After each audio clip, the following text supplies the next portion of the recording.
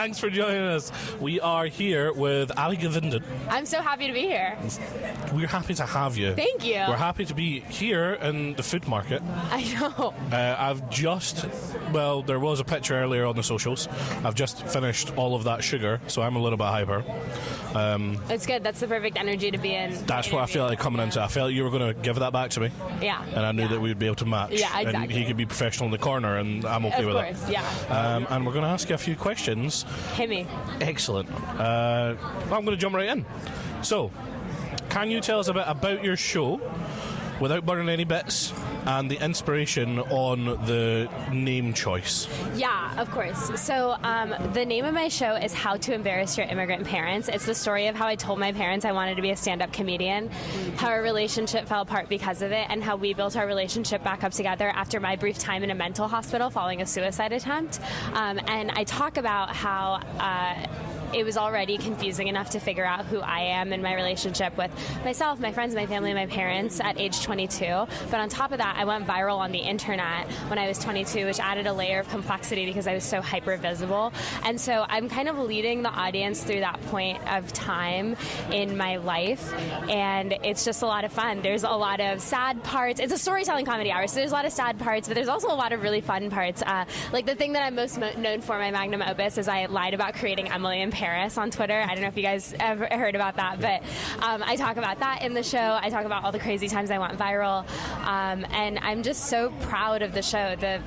The run that I'm doing next week, we're on the tail end of 3 years of writing and workshopping and honing and traveling the world and doing it all over to different audiences, and I feel like finally it's at a place where I'm like, I would give myself an A+ if I had to grade myself, so I'm just so excited to share it with the Scottish audiences, especially because one of the producers is Daniel Sloss, who is a homegrown comedian, and I always say that this show in its present form wouldn't exist without Daniel, because the first ever storytelling comedy show that I saw was X at Soho Playhouse in New York City, and he goes really dark. I mean, he talks about sexual assault in that one, and I remember sitting in that venue being like, God, I hope one day I have a show worthy of a venue like this, and Soho Playhouse is where I debuted my off-Broadway show, and now here I am in Edinburgh. It just all feels full circle, you know. This has been such a fun year.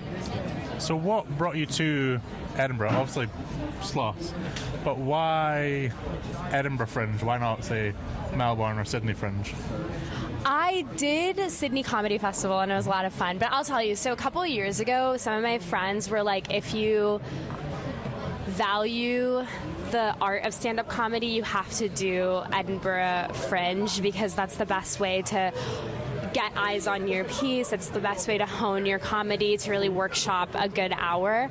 And at the time, I was a little bit naive. I was like, I don't need that. Like, I have a very large audience that shows up for my shows in the United States. I don't know why I would, financially and emotionally drain myself to bring the show out to Edinburgh.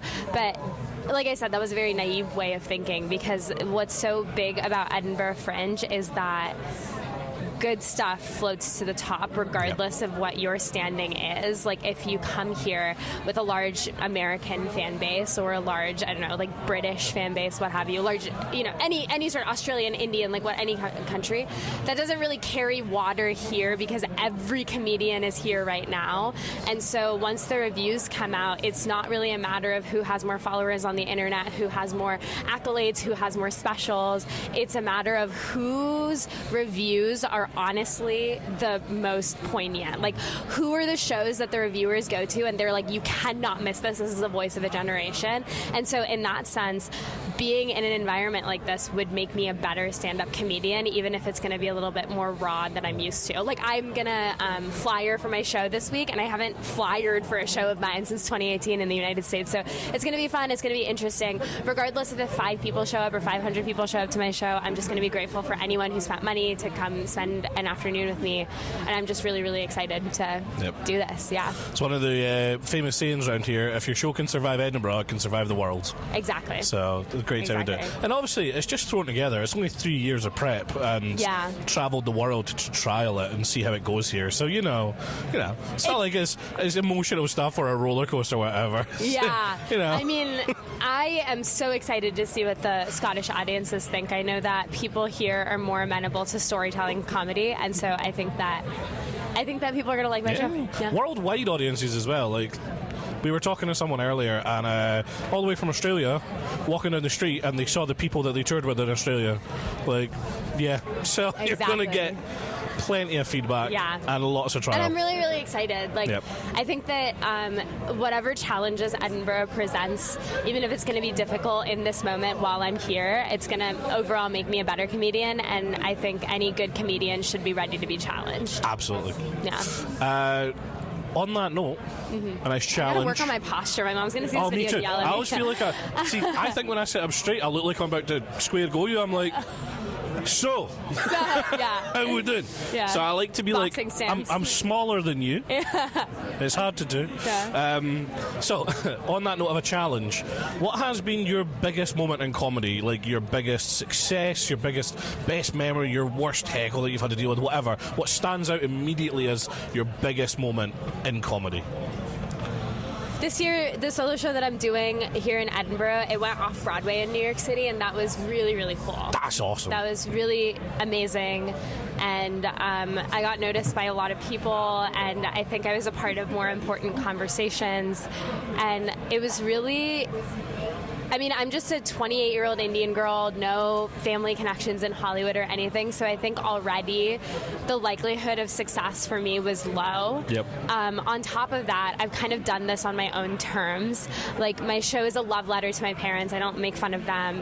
And I really enjoyed taking this trope that a lot of Indian comedians do, which is making their parents a punchline. And to be clear, I'm not against that. And this isn't me talking down on other comedians. Like, I wouldn't exist if not for the Indian comedians that came before me, the Indian comedians that I'm peers with now. Like, I think we all build upon one another. And I think I've said this before, and people have mistaken it for beef when it is very clearly not. I just really enjoy people coming into my show expecting one thing and completely getting another. Like, the show's called How to Embarrass Your Immigrant Parents. A lot of people will come expecting the whole show to make fun of my parents, and then they walk away from it being like, I should call my parents and tell them I love them. And even though I love stand-up comedy, I've done an hour and a half straight of stand-up. I love making people laugh.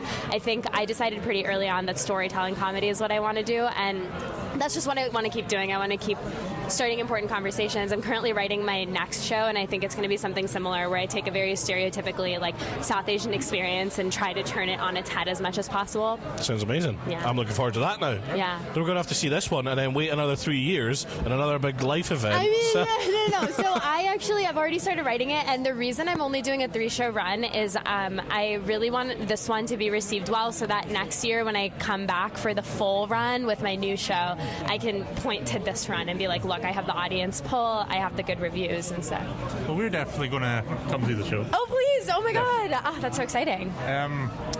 So everyone I interview leaves an anonymous note for the next person. They ask a question, they give a piece of advice, they leave their mantra or their motto. So the last person we spoke to... Was it Kai? No. Oh. We'll tell you Kai's question after. Yeah. The last person we spoke to said, what's something that people need to shut the fuck up about? That first one, go with that. Yeah. What is something that people need to shut the fuck up about? That's a really good question. Man, if I hear the term labubu one more time, I'm going to lose my fucking mind. Yeah. Also, I tried Dubai chocolate, not that good.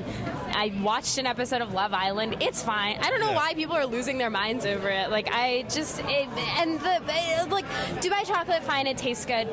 Love Island, some people, like it. I genuinely don't understand the labubu craze. It really is just, I feel like the labubu craze, I watched a video that was like, labubus are a recession indicator. Like, when you're investing so much hope into something that's that small, it just means that your life in general sucks so much that you need like some semblance of hope.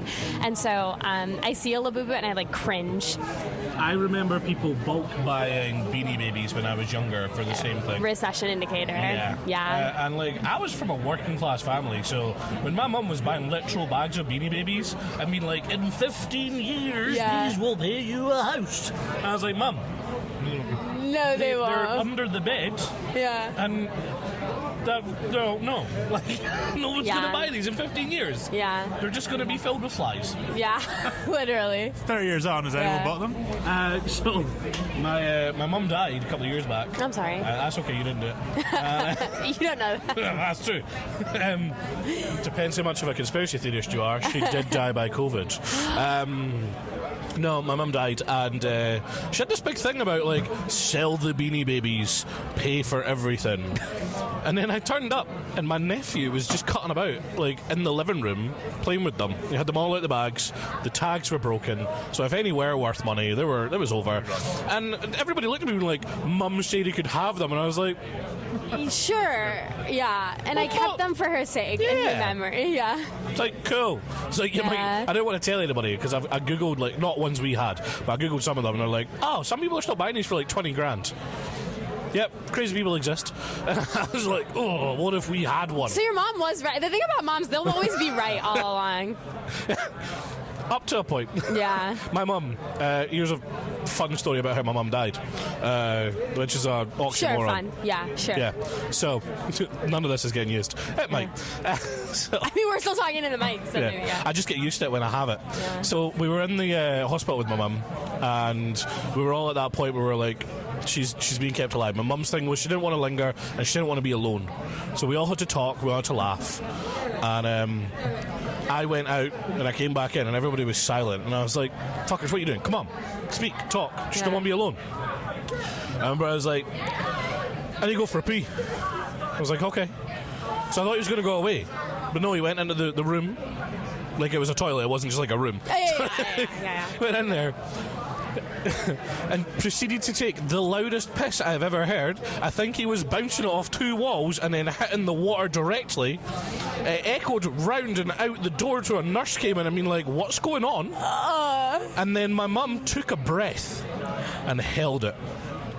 And we all turned to her being like, no. Not you, this can't be how you go. That can't be the last thing you hear on this mortal coil, mother. Yeah. And then my brother opened the door and she went, I was like, oh my God, yeah. So we all just burst into laughter. Yeah. Like, thank God you skipped that one. Yes. And then she went about 2 minutes later, but it was to laughter and all those things. Yeah. But that's so sweet. there was that moment of, fucking hell, Alan, you couldn't have held it for just 5 minutes. You had to go out on that. Yeah. So, yeah. That is a funny story. Thanks. You should tell that on stage. That's your storytelling hour. That's me. That's going to be my hour. Yeah. My brother pissed so loud, killed my mum. Well, this is so fun. Thank you guys for having me. Thank you very much. We've loved having you.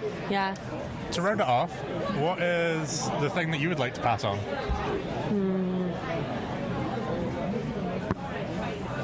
Great question.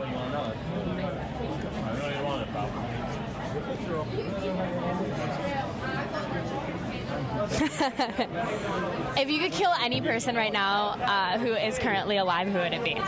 Oh. That's so good. There is a right answer. Okay. It's Elon Musk. So we'll see. Oh, can I just appreciate you just square gold the camera there? It's Elon Musk. It's Elon Musk. I'm ready. Yeah. Out of all of them, I'd maybe put him top 10, but I didn't think that was number 1. Who did you think? Donald Trump? No, because then JD Vance is going to take over and do we want that? Okay.